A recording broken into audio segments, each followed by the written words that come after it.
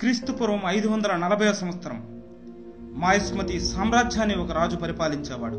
అతనికి 2 కుమారులు, భళ్ళాల దేవ, అమరేంద్ర బాహుబలి. ఒక కుమార్తె శివగామి.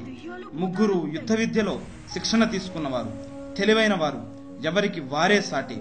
తండ్రి చనిపోతూ రాజ్యాధికారాన్ని బాహుబలికి అప్పగించి చనిపోయాడు. బాహుబలి తన నేర్పుతో రాజ్యాన్ని పరిపాలించాడు. బాహుబలికి అపారమైన కీర్తి వచ్చింది. దీనిని చూసిన భళ్ళదేవ ఓర్వలేకపోయాడు. సరైన అవకాశం కోసం ఎదురు చూశాడు. బాహుబలి దేవసేన అనే అపూర్వ సుందరిని ప్రేమిస్తున్నాడు. భళ్ళదేవ దీనిని అంగీకరించలేదు. మనిద్దరిలో ఒకరే మిగలాలి, యుద్ధం జరగాలి, వారే రాజ్యానికి రాజు అన్నాడు. తన సోదరుడి రక్తం చూడటం బాహుబలికి ఇష్టం లేదు. తన రాజ్యంని వదిలి వెళ్లి దేవసేనను కైలాసానికి తీసుకుని పోతాడు.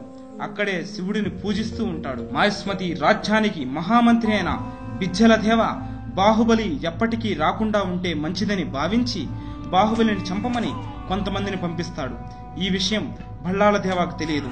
చివరికి బాహుబలి ఉన్న చోటికి చేరుకున్న సేనలు అతన్ని చంపే ప్రయత్నం చేశారు. బాహుబలిని తీవ్రంగా గాయపరిచి చనిపోయాడు అని అనుకుని వెళ్లిపోతారు.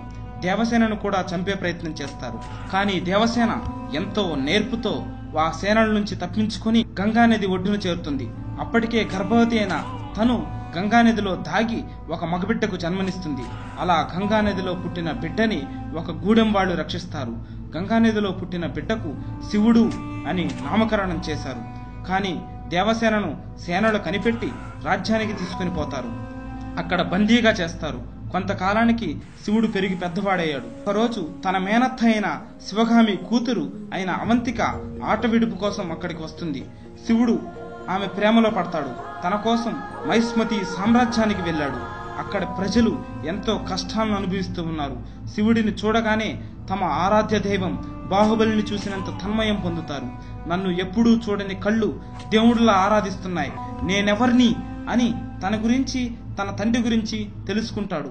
అత్యంత బలవంతుడైన అసుర గుణగణాలు కలిగిన భళ్ళాల దేవను మన శివుడు ఎలా ఎదుర్కొన్నాడా అన్నది మనమందరం ఎప్పుడా అని ఎదురు చూస్తున్న మొదటి భాగం.